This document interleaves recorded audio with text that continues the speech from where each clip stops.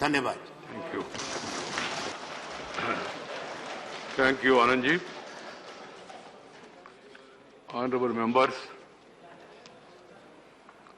26 people from 21 political parties have participated in this debate.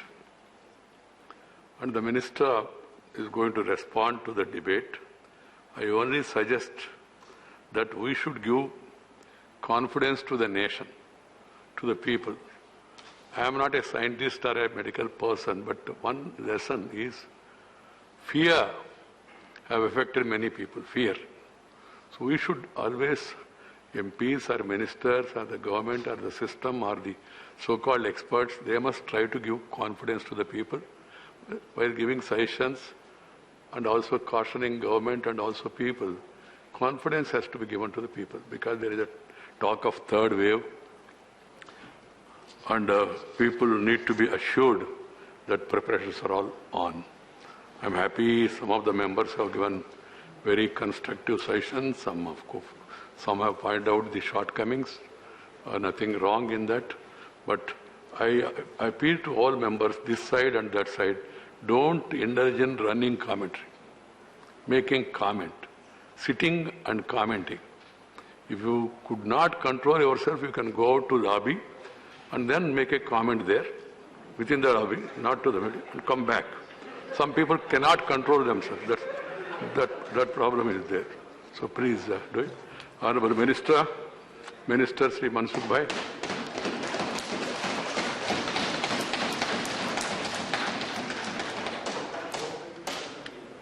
माननीय अध्यक्ष जी, 1 बजे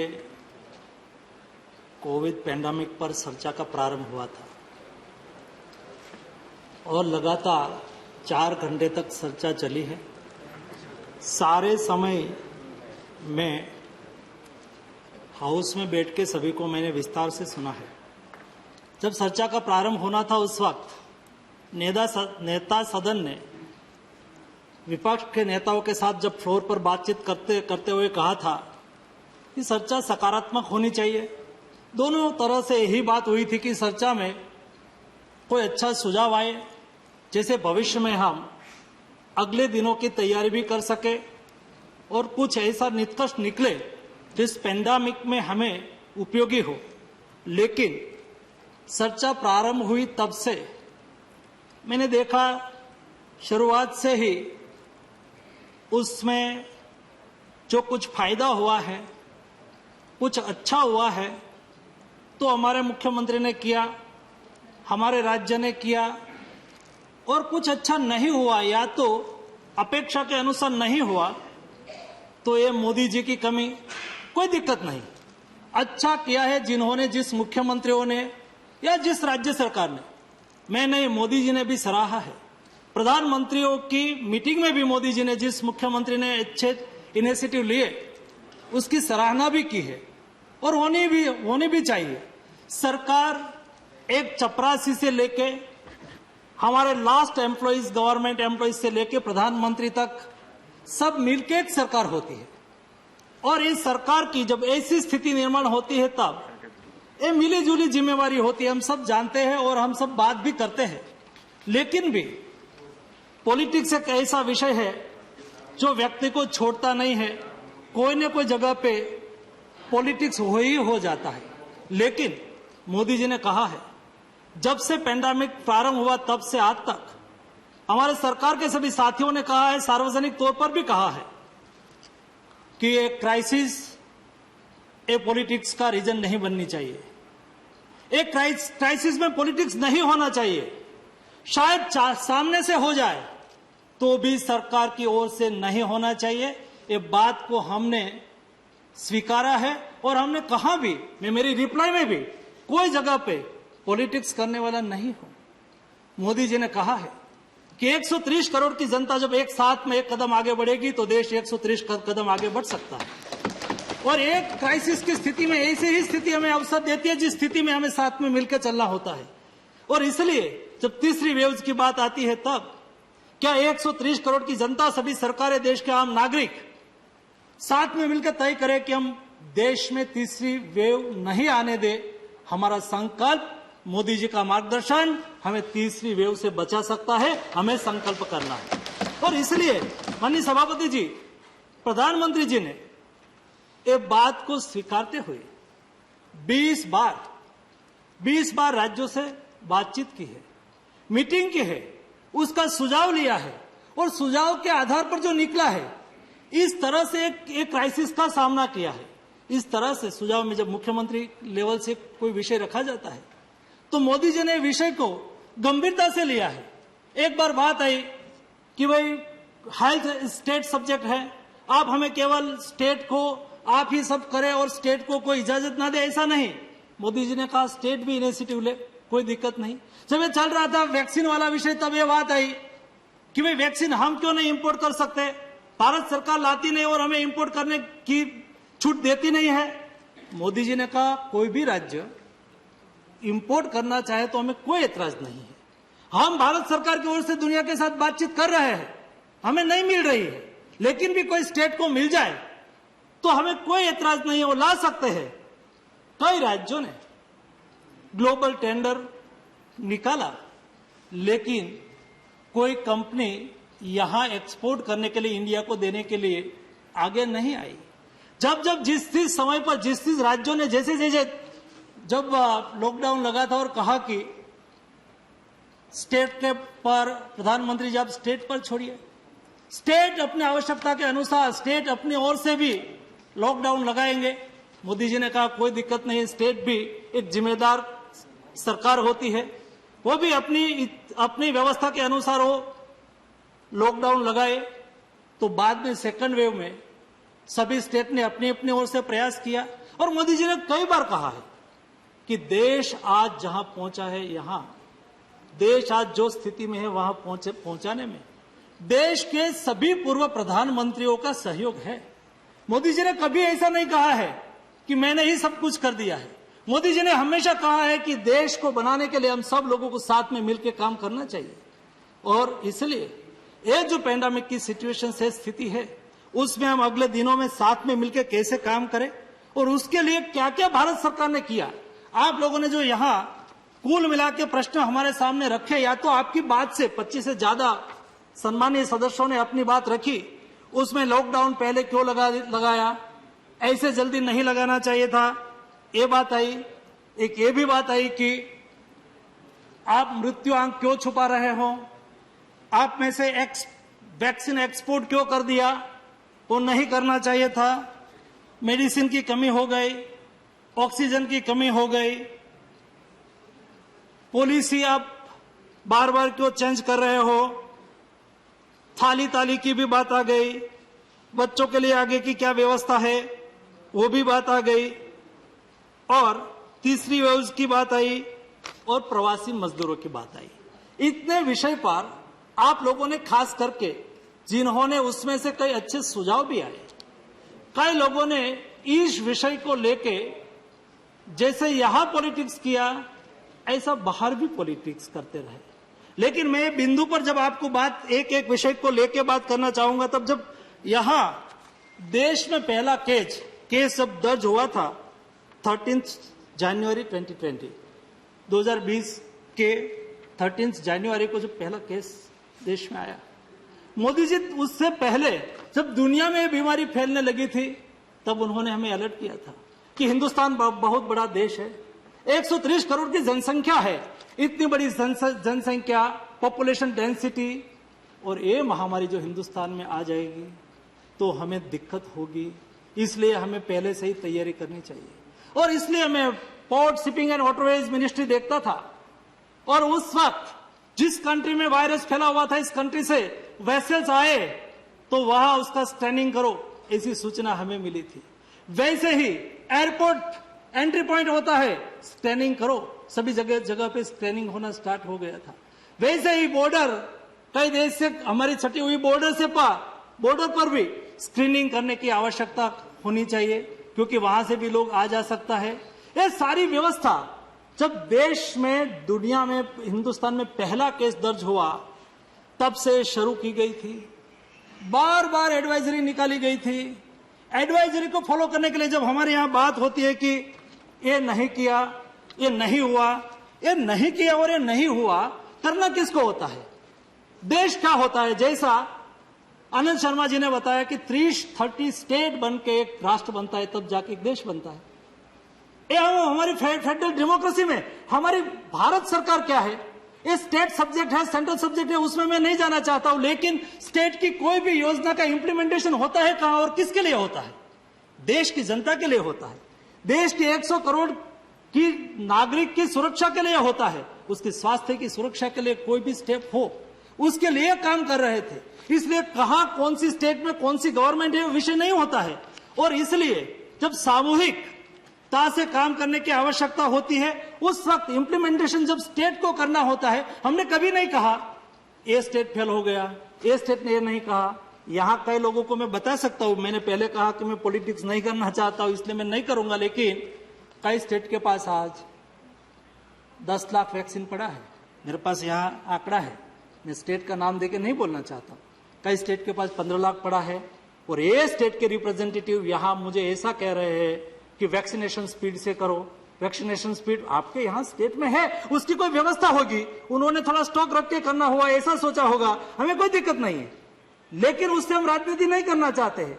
व्यवस्था सुदृढ़ हो और कोरोना क्राइसिस के सामने हम अच्छी तरह से लड़ सके, देश के 130 करोड़ की जनता कोरोना से कैसे बचे, ये लक्ष्य के साथ नरेंद्र मोदी जी काम कर रहे हैं। उसमें कोई जगह पे राजनीति हमने नहीं की है। और 3 फरवरी 2020 को प्रधानमंत्री जी ने एक ग्रुप ऑफ मिनिस्टर्स बना दिया था कि भाई एक क्राइसिस के सामने हम हिंदुस्तान में कैसे लड़े, उसके पर आप विचार करो, उसके पर चर्चा करो, उसके आधार पर आप सुझाव दो। ये सुझाव तुरंत ही इंप्लीमेंटेशन कैसे हो, इंप्लीमेंट कैसे हो, उसके लिए काम करो। ये सब सुझाव एक्सपर्ट कमेटी का सुझाव, ग्रुप ऑफ मिनिस्टर्स का सुझाव, number of agencies, number of system से जो इंफॉर्मेशन आती थी, और ये स्थिति में जब देश में 24 मार्च को लॉकडाउन लगाने का आयोजन किया गया, उसकी आपकी पहली रिमार्क से है कि क्यों लगाया, ऐसी स्थिति में क्यों लगाया?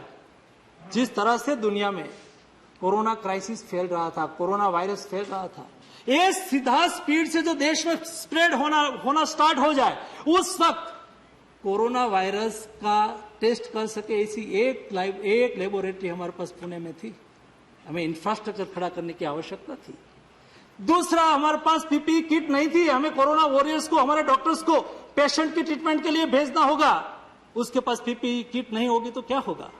मुझे कई कंट्री का एग्जाम्पल मुझे पता है, मैं कई कंट्री का उल्लेख करना नहीं चाहता हूं, लेकिन जब एक क्राइसिस शुरू हुई तब से मैं फार्मा डिपार्टमेंट देख रहा था, केमिकल्स फर्टिलाइजर मिनिस्ट्री का, मुझे पता है जिस तरह से दुनिया में जिस क्राइसिस प्रारंभ हुआ था और वहां की जो स्थिति थी, मैंने इंडिया से बेस्ट मेडिकल इंफ्रास्ट्रक्चर जिस कंट्री में माना जाता है, एक कंट्री की लाचारी देखी है। ये लाचारी के सामने तैयारी करने के लिए लॉकडाउन लगाया गया था, ताकि देश में हम पीपीपी किट का निर्माण कर सके, हम लेबोरेटरी की व्यवस्था कर सके, हम N95 मास्क की व्यवस्था कर सके। ये सारी व्यवस्था हमें करनी थी, हमारे पास नहीं थी। ये लॉकडाउन लगाने से हम उसको रोक पाए, स्प्रेड स्लो हुआ, तब जाके हिंदुस्तान धीरे धीरे व्यवस्था खड़ी कर दिया। और उस वक्त फर्स्ट वेव में मैंने देखा है, उस वक्त जिस तरह से दुनिया की स्थिति हुई थी, डेवलप्ड कंट्री की स्थिति हुई थी, मोदी जी को कॉल आता था, जयशंकर जी को कॉल आता था, हमें हाइड्रोक्सीक्लोरोक्विन चाहिए, हमें एजिथ्रोमाइसिन चाहिए, हमें पैरासीटामोल चाहिए। ऐसे कई कंट्री थे, एक वीक तक उसका कोई फार्माकोपिया, हमारे फार्माकोपिया से कोई लेना देना नहीं था, हमारी मेडिसिन उसका फार्माकोपिया के अनुसार नहीं थी। सारा रूल्स रेगुलेशन छोड़ के हिंदुस्तान से प्लेन लेके आते थे, हम मेडिसिन उसको देते थे। इस स्थिति में हमने 123 कंट्री को मेडिसिन सप्लाई किया था, उसमें से 64 कंट्री ने, कई स्थिति हमारे लिए गौरव की भी बात होती है, हिंदुस्तान के लिए गौरव की बात है, 64 कंट्री ने भारत के प्रधानमंत्री मोदी जी को थैंक यू, कोई ने ट्वीट करके थैंक यू किया, कोई ने, किसी ने कॉल करके थैंक यू कहा। हमने ये प्राइड महसूस किया था। और इसलिए जब सेकंड वेव यहां चल रही थी, हमारे यहां कई मेडिसिन की, कई रॉ मटेरियल की डिमांड हुई थी, और जयशंकर जी ने जब विदेश अमेरिका ने कहा, तब प्रेसिडेंट, अमेरिका के प्रेसिडेंट ने कहा कि हिंदुस्तान ने फर्स्ट वेव में हमें मदद किया था, उसको हम भूल नहीं सकते हैं। ये इसलिए आपने जो कहा ना कि वैक्सीन क्यों दे दिया, वैक्सीन हिंदुस्तान को नहीं देनी थी, लेकिन जब वैक्सीन मार्केट में आई, और उस वक्त हम क्या बोलते थे कि क्यों ऐसा बोलते थे हम, सारी दुनिया में वैक्सीन ये पेंडेमिक का सॉल्यूशन होता है, ये लगा ये इसका नाम से है, उन्होंने ली है, ये पार्टी की है, ऐसे कमेंट करके देश को गुमराह किया गया था। और वैक्सीन की शेल्फ लाइफ 6 महीने की होती है, हम लगाए भी नहीं, हम किसी को दे भी नहीं, तो बिगड़ जाएगी, तो कंपनी को हम क्या कहेंगे। इस स्थिति में हमने यहां वैक्सीन मैत्री के माध्यम से टीका हमारे पड़ोसी देश को दिया था। और हमें यह भी याद रखना होगा, हम वसुधैव कुटुंबकम की संस्कृति में मानने वाले लोग हैं, और हम जब हमारे घर में प्रवेश करते हैं तो हमारे प्रवेश द्वार पर लिखा होता है शुभ लाभ। हम लाभ की भी बात करते हैं, हम दूसरे के कल्याण की, शुभ की भी बात करते हैं। हमारा भला होना चाहिए, लेकिन दूसरे का भी भला होना चाहिए, ये भाव जागरूक करने वाले कोई देश में व्यक्ति हो, इसका नाम नरेंद्र मोदी है। उन्होंने पेंडेमिक के दरमियान, ये महामारी के दरमियान ये भाव निर्माण किया। और जब यहां बात हुई, जिस तरह से जिस स्थिति निर्माण हुई थी, इस स्थिति में सर 130 करोड़ की जनता, लॉकडाउन लगा हुआ हो, आपने देखा होगा डेवलप्ड कंट्री में छोटा पॉपुलेशन है, ऐसी कंट्री में जब लॉकडाउन लगा था तो एजिटेशन हुआ था, रोड सड़क पर निकले थे, लॉकडाउन का विरोध कर रहे थे। और ये भी सच्चाई है कि जब दुनिया में भूतकाल में भी महामारी आई, भूतकाल में जब महामारी आई, तब दुनिया में महामारी से मरे उससे ज्यादा लोग भूखमरे से मरे थे। ये जो हमारी वसुधैव कुटुंबकम और लाभ शुभ की संस्कृति है ना, मोदी जी ने कहा सरकार की, सेंट्रल गवर्नमेंट की ओर से जो हो सके सेंट्रल गवर्नमेंट ने किया, स्टेट गवर्नमेंट की ओर से जो हो सके स्टेट गवर्नमेंट ने किया, लेकिन लाभ शुभ मीन्स दूसरे का भी भला होना चाहिए। मतलब भारत सरकार ने तो 1 साल के लिए 80 करोड़ लोगों को फ्री में खाद्यान्न पहुंचाया, लेकिन उसके अलावा भी बड़ी कंपनी हो, उन्होंने चैरिटी चालू कर दिया, सभी एनजीओ ने चैरिटी चालू कर दिया, स्थानिक लोकल इकाई ने चैरिटी चालू कर दिया, सब लोगों ने अपनी ओर से जो भी हो सके मदद के लिए लोगों ने किया। कोई व्यक्ति ने अपने पड़ोसी को भूखे सोना नहीं दिया। ये हमारी लाभ शुभ की संस्कृति के आधार पर संभव हुआ, और ये उजागर मोदी जी ने, हम सब लोगों ने साथ में मिलकर। आपने यहां के कमेंट आई, थाली बजाई, यहां बात हो गई है, ताली बजाई, क्यों बजाई? कोरोना वॉरियर्स को प्रोत्साहित करने के लिए बजाई। ताली हमने बजाई, क्यों बजाई? जो रोड पे खड़ा होके देश की, राज्य की सुरक्षा में, देश की सुरक्षा में लगे हमारे पुलिसकर्मी के लगाए, जो हॉस्पिटल में छोटा काम करने से लेके मेडिकल पैरामेडिकल स्टाफ से लेके जिन लोगों ने एक कोरोना पेंडेमिक में अपनी ड्यूटी अदा की, उसके सम्मान के लिए बताया। मैं भारत सरकार के मंत्री हूं, उसके पहले मैं एक बेटी का बाप हूं, और मेरी बेटी जब कोविड क्राइसिस में इंटर्न डॉक्टर के रूप में काम कर रही थी, वो कोविड वार्ड में काम कर रही थी, और उसके बाप के, उसके पिता के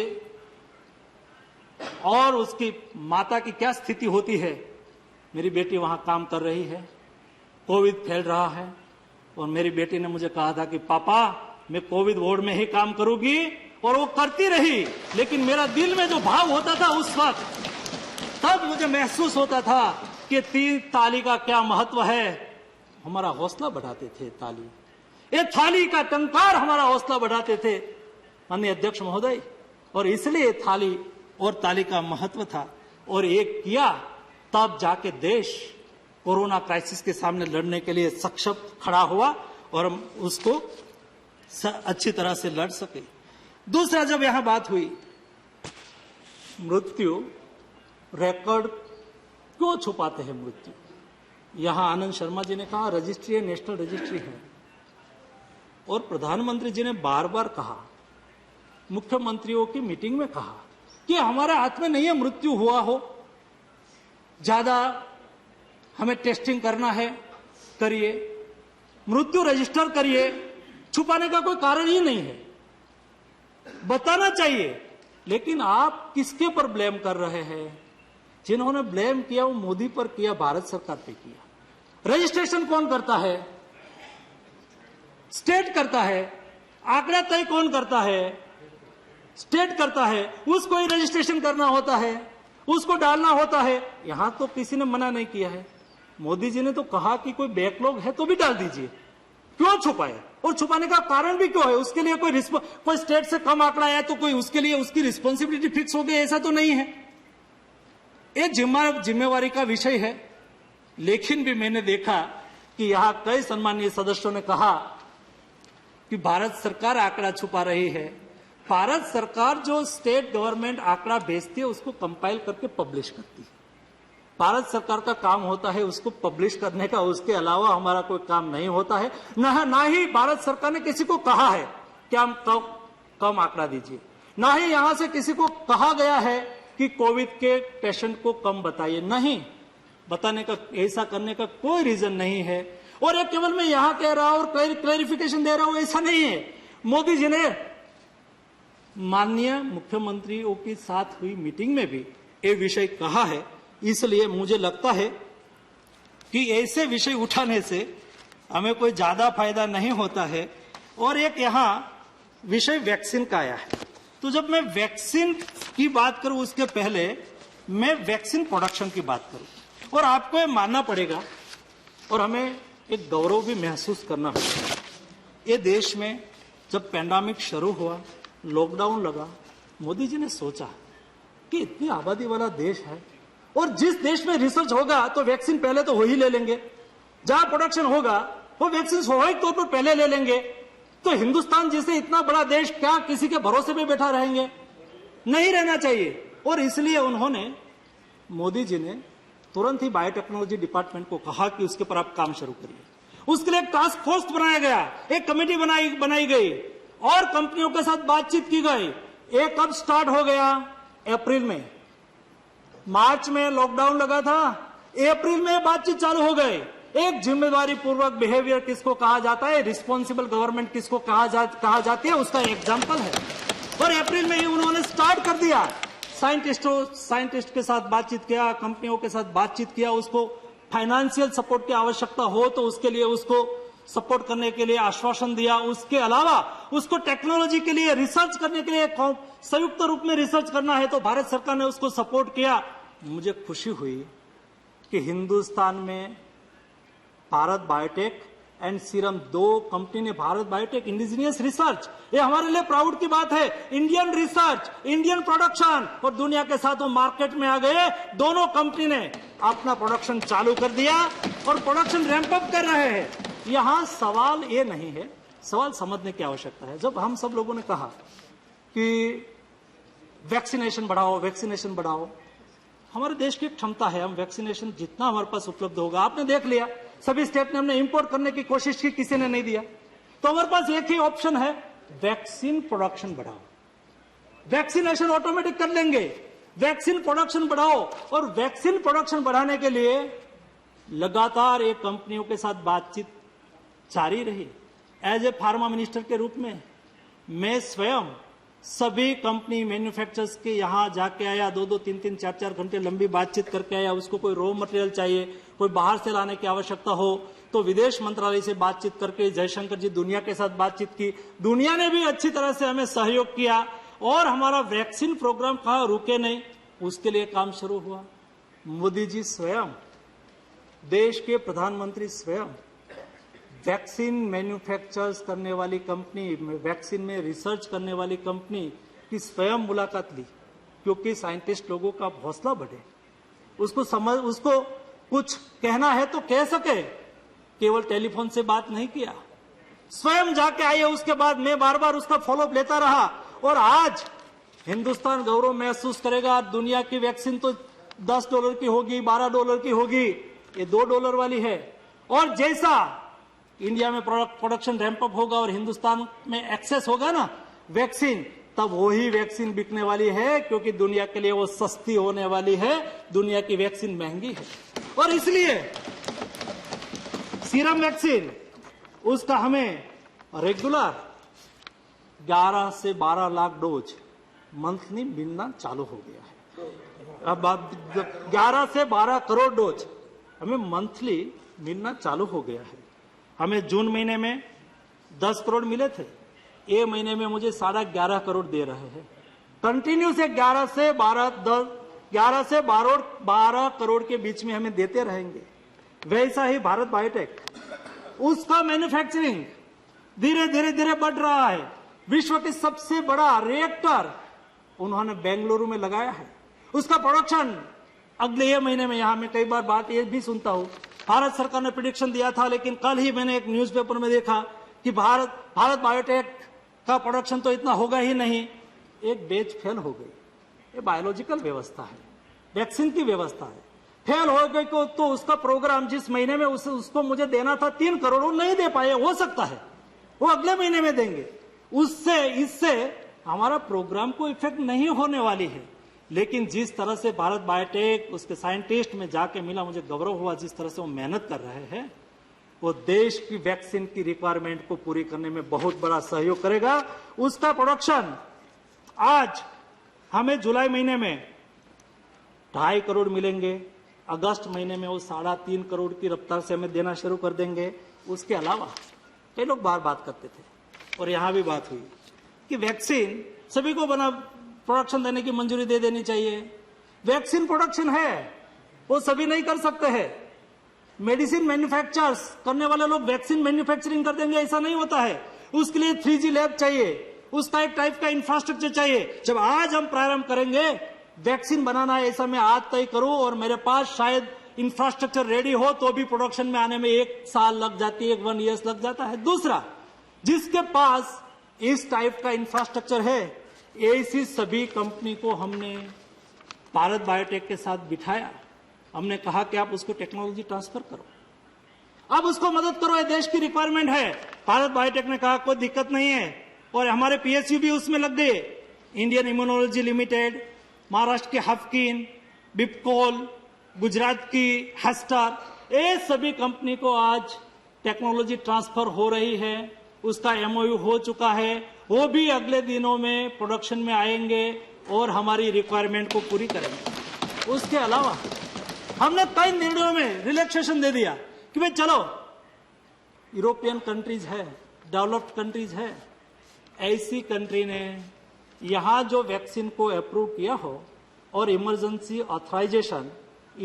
यूज ऑथराइजेशन दिया हो, उसको इंडिया में ट्रायल करने की आवश्यकता नहीं। वो वहां ट्रायल किया गया है, उसको हम ट्रायल मान लेंगे। ऐसा करके देश की रिक्वायरमेंट को पूरी करने के लिए हमने उसको रिलैक्सेशन दे दिया। स्पुतनिक आई, उन्होंने इंडिया में रजिस्ट्रेशन कराया और उन्होंने भारत में डॉक्टर रेड्डी, पेनेंसिया, हेस्ट्रो, वर्चो, स्टर्लिन, ग्लैंड फार्मा, शिल्पा मेडिकेयर, ये सभी कंपनी के साथ उसका हमने टाइप करवाया। ये आपकी ओर से यहां मैन्युफैक्चरिंग करेंगे और वो भी अपना प्रोडक्शन हिंदुस्तान में अभी उन्होंने देना शुरू किया है। अभी वहां से बल्क में लाते हैं, यहां फिनिश करते हैं और सप्लाई शुरू की है। उसका हमने 33 लाख डोज आज तक भारत को मिल गया है और अभी इंडिया में इंडिजीनियस उसका प्रोडक्शन स्टार्ट होगा तो ये भी हमें उपयोगी होगा। एक मुझे देश की गौरव की बात ये भी बतानी है। आज ये सदन के माध्यम से देश के कोटे कोटे साइंटिस्ट और युवा लोग इस सदन के बैच को देखते होंगे। आज कैडिला जाइडस ने डीएनए वैक्सीन के लिए इमरजेंसी यूज ऑथराइजेशन के लिए उन्होंने थर्ड ट्रायल पूरा कर लिया और DGCI में इमरजेंसी यूज ऑथराइजेशन के लिए अप्लाई हो गया है।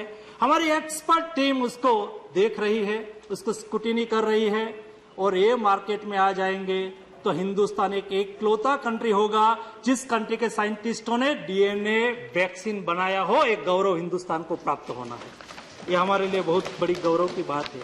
उसके अलावा देश में जाइडस का 3 फेज खत्म हो गया। बायोलॉजिकल इवेंट्स हमारी हैदराबाद की कंपनी है, उन्होंने वैक्सीन बनाया है, उसका 3rd ट्रायल चल रहा है, वो भी अच्छी तरह से।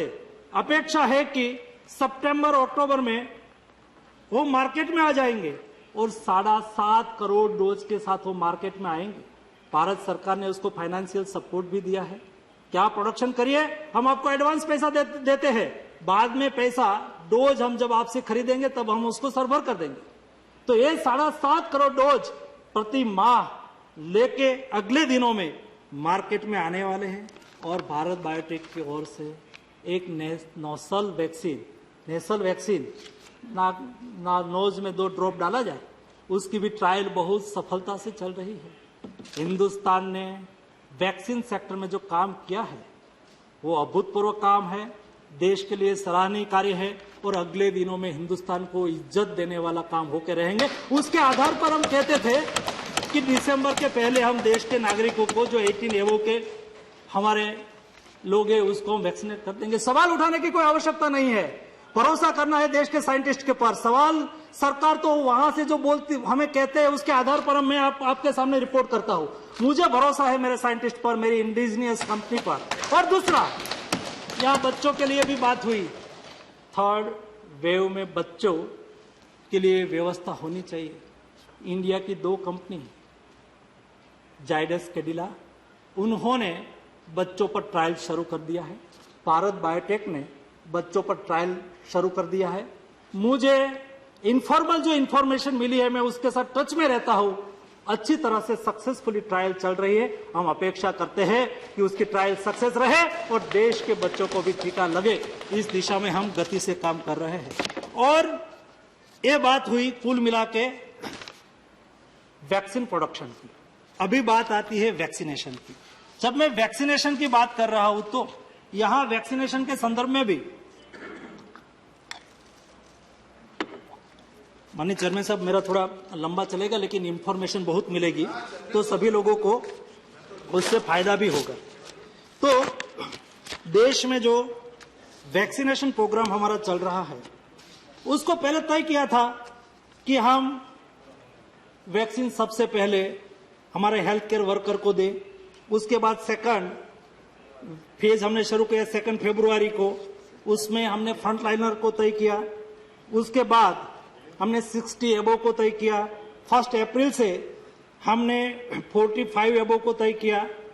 और लास्ट में सभी का सुझाव था, कई स्टेट वो भी बोलते थे कि 60 एबो को ही क्यों, उसके नीचे क्यों, उसके छोटे कम उम्र वाले को क्यों नहीं।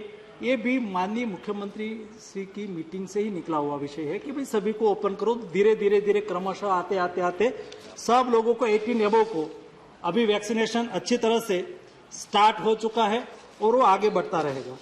और आज जो वैक्सीन मैंने कहा उपलब्धता के आधार पर, हमने कभी ऐसा नहीं कहा कौन स्टेट किसकी सरकार वहां चल रही है और उसको कम देना वैक्सीन, उसको ज्यादा देना, ऐसा नहीं किया। हमने वहां के पॉपुलेशन के प्रोरेटा के आधार पर सभी स्टेट को जो प्रोडक्शन होता है उसको 15 दिन पहले हम उसको प्रेडिक्शन दे देते हैं कि आपको इतना वैक्सीन मिलना है और आप उसको प्लान करिए।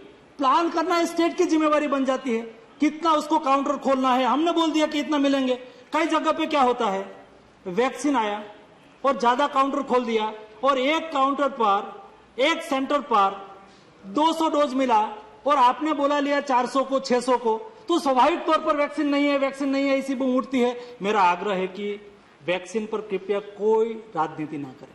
हमारा मन बहुत ओपन है, सभी को वैक्सीनेट करना है। आज पर डे 50 लाख की गति से पिछले वीक से वैक्सीनेशन स्टार्ट होना शुरू हो गया है।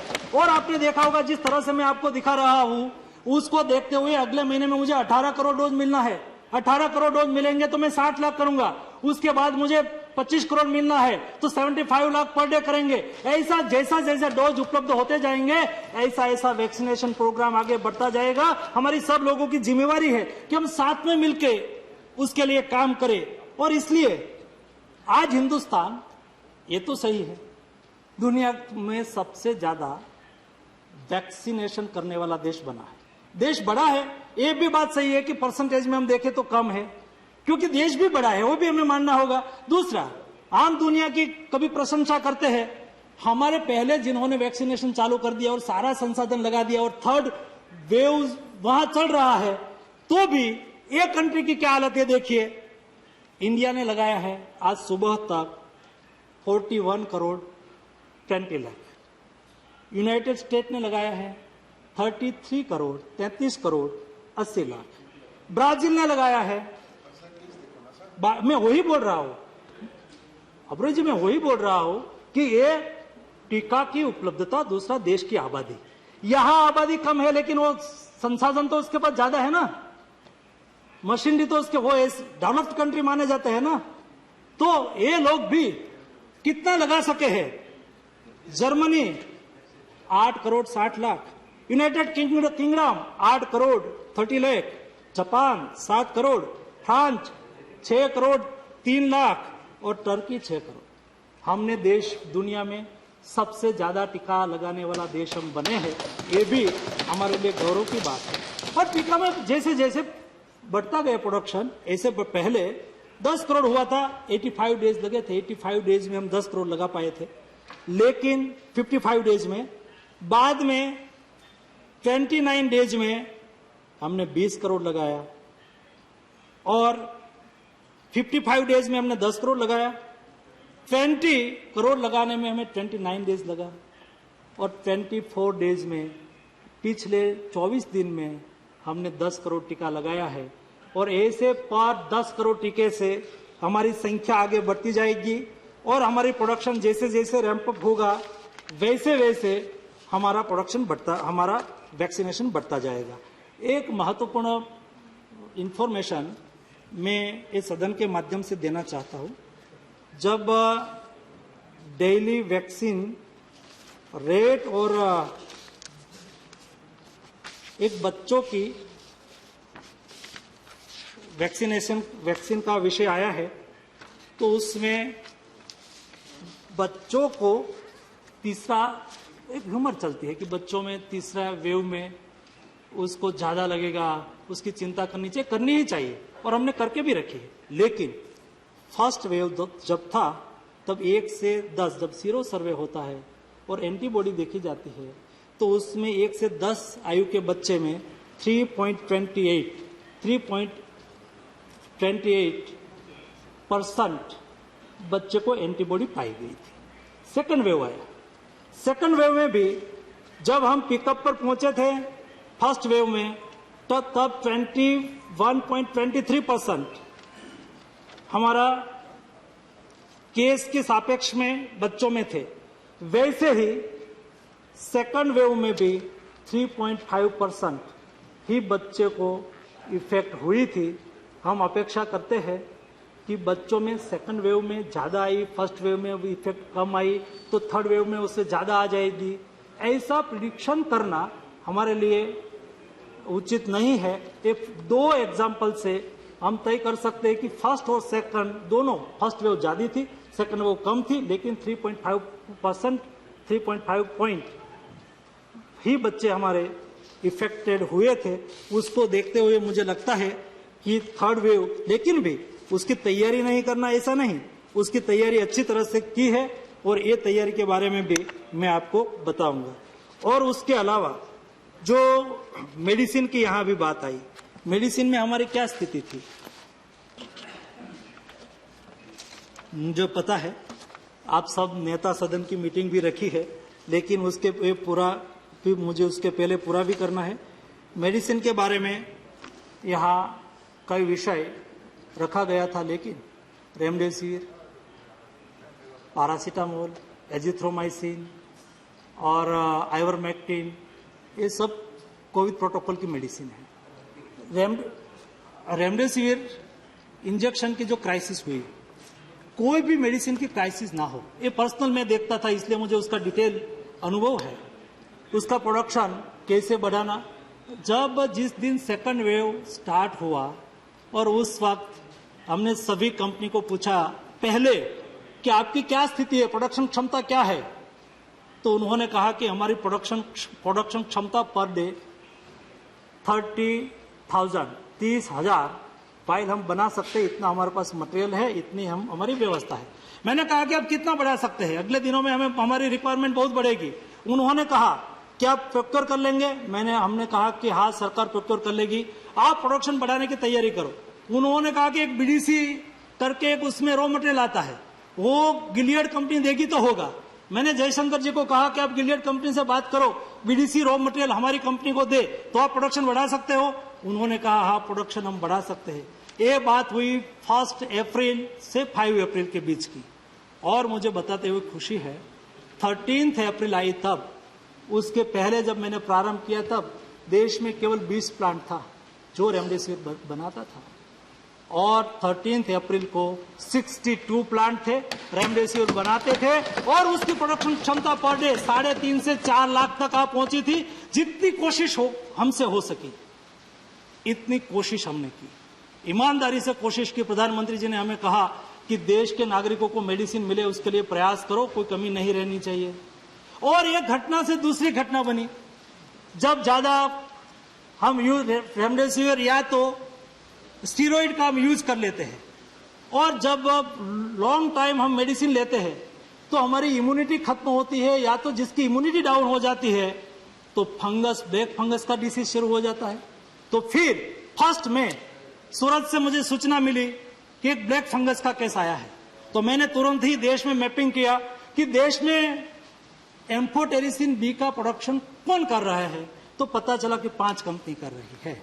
और उसकी प्रोडक्शन कैपेसिटी कितनी है, तो उसकी प्रोडक्शन कैपेसिटी बहुत कम थी, महीने 1 लाख से 1.5 लाख वाइल बनाने की 5 कंपनी की इकट्ठा करके थी। और देश में म्यूकरमाइकोसिस का केस, यहाँ डॉक्टर है उसको पता होगा, वो सालाना केवल 3 से 4 हजार आते थे, और केस बढ़ने लगा अप्रैल मई महीने में, और बढ़ के आज 44,000 तक पहुंच गया।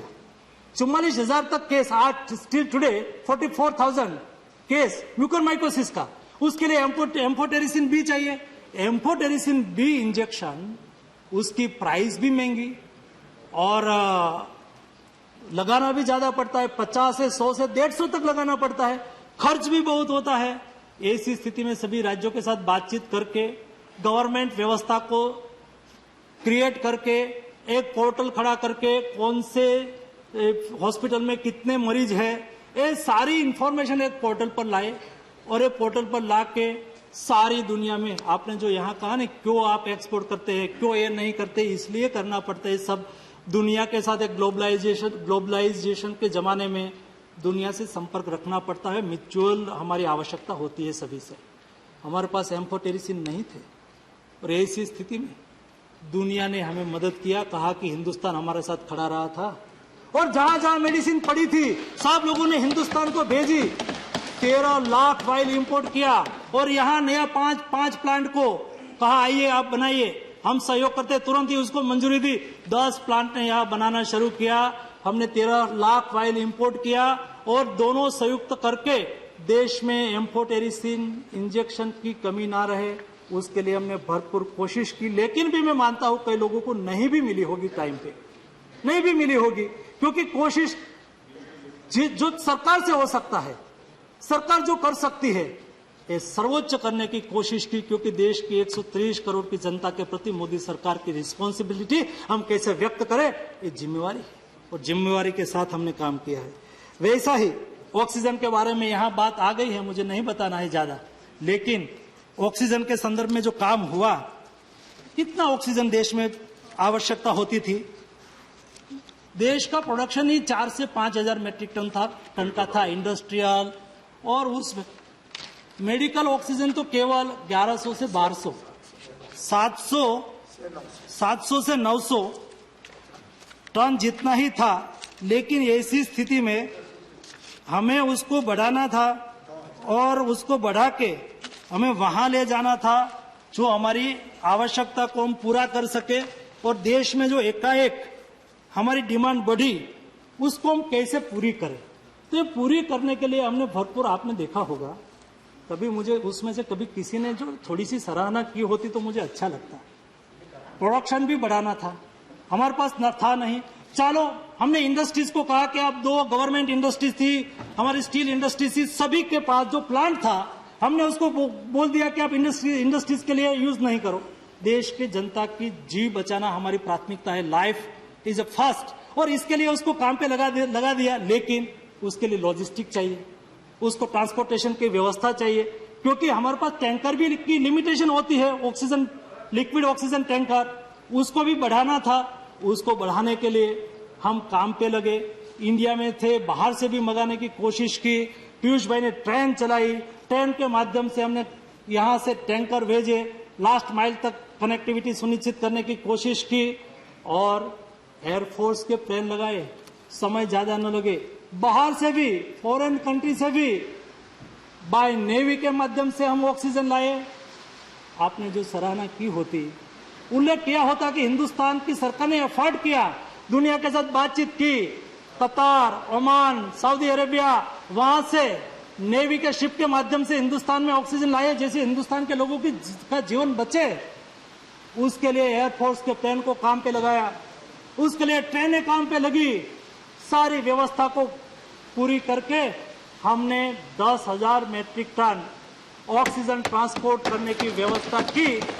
ये छोटी बात नहीं है। और दुनिया में जो मैं उल्लेख नहीं करना चाहता हूं, कई कंट्री का यहां नाम लेना मुझे उचित नहीं लगता है, मैंने बहुत नजदीकी से देखा है कैसी अव्यवस्था हो चुकी थी, कैसे लास्ट में उसके नागरिक के अकाउंट में पैसा जमा करा दिया, एम्बुलेंस को कॉल करते थे, एम्बुलेंस नहीं आती थी।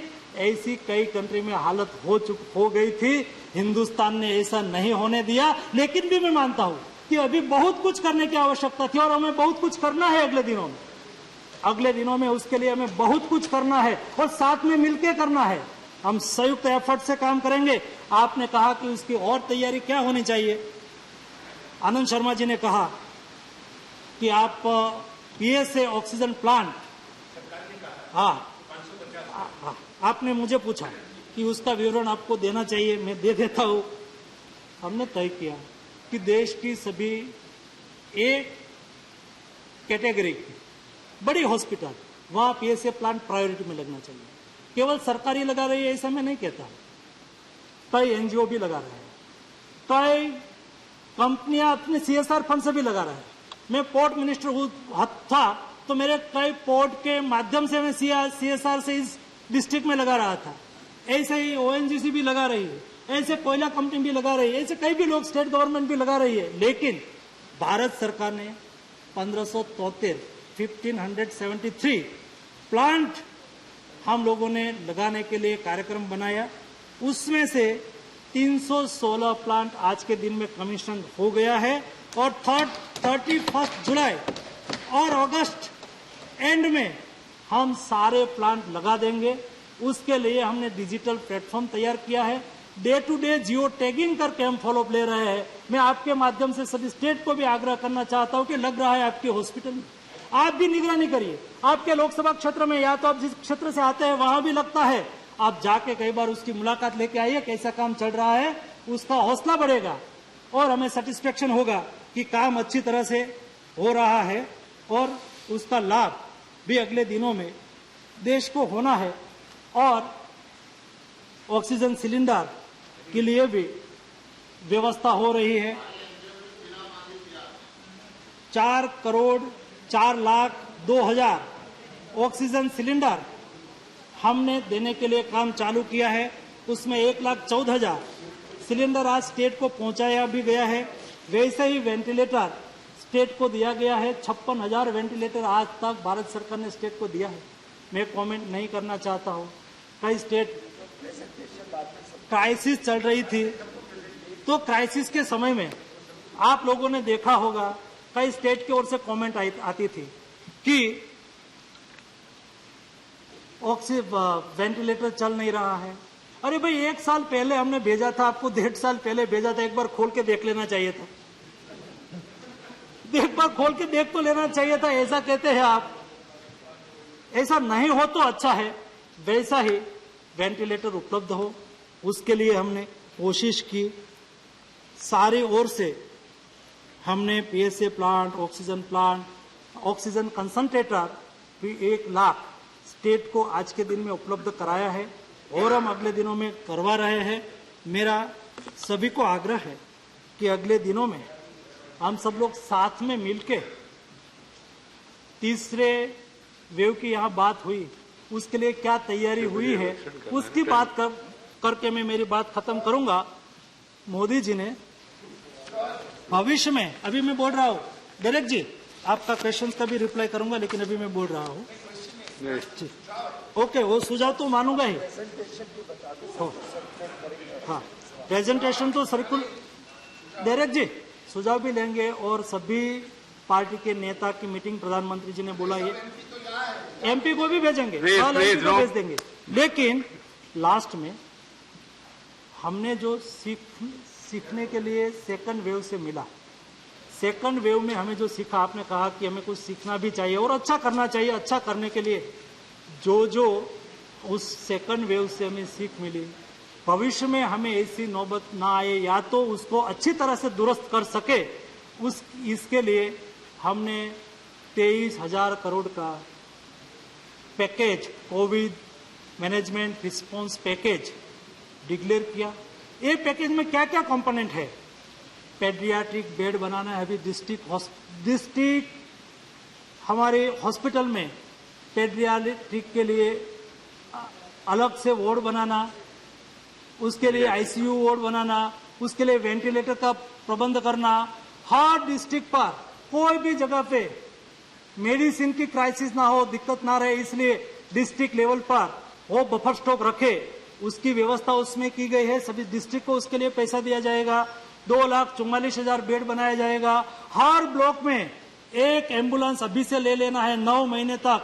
9 महीने में 23,000 करोड़ रुपीस का खर्च करना है, और एम्बुलेंस अकेले तैयार ही रहे, शायद आवश्यकता हो तो उसका उपयोग करे।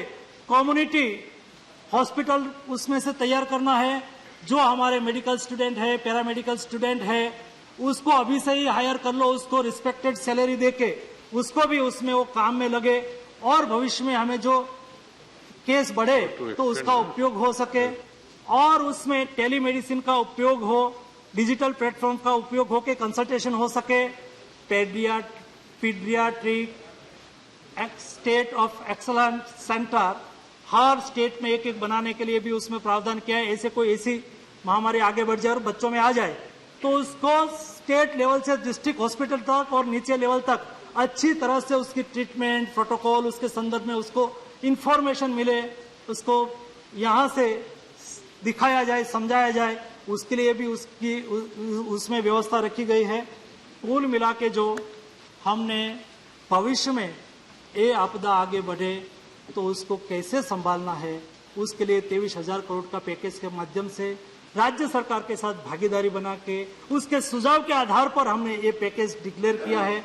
और मुझे विश्वास है, मैं कल ही उसका रिव्यू ले रहा था, सभी स्टेट को बोला गया है कि आप स्टेट का प्लान बना के हमें भेजिए, क्या क्या आपको करना है वो भी उसको एडवाइजरी दी गई है, और उसके आधार पर वो हमें प्लान भेज देंगे और हम तुरंत ही पैसा स्टेट के अकाउंट में जमा करवा देंगे, जैसे कि अगले दिनों की हम अच्छी तरह से तैयारी कर सके। आप सब लोगों ने अपना जो सुझाव दिया, आप सब लोगों ने हमें जो मार्गदर्शन दिया, उसके आधार पर मैं लास्ट में इतना एक संस्कृत में भागवत गीता का एक श्लोक आपके सामने रख के मेरी बात खत्म करूंगा। अधिष्ठानम तथा कर्ता करणम च पृथ्वीधम विविधायाश्च पृथकेष्ठा देव्यम चेवात्र प्रज्यचन। यानी कि शरीर, कर्म, मन और भाव से जो हम साथ में मिलकर प्रयास करेंगे तो कोई तीसरी लहर नहीं आएगी, हम सफल ही रहेंगे और सफलता के लिए हम सब समूह में काम करेंगे। धन्यवाद। शरद पवार जी, शरद पवार, जस्ट शरद पवार जी से एक शब्द।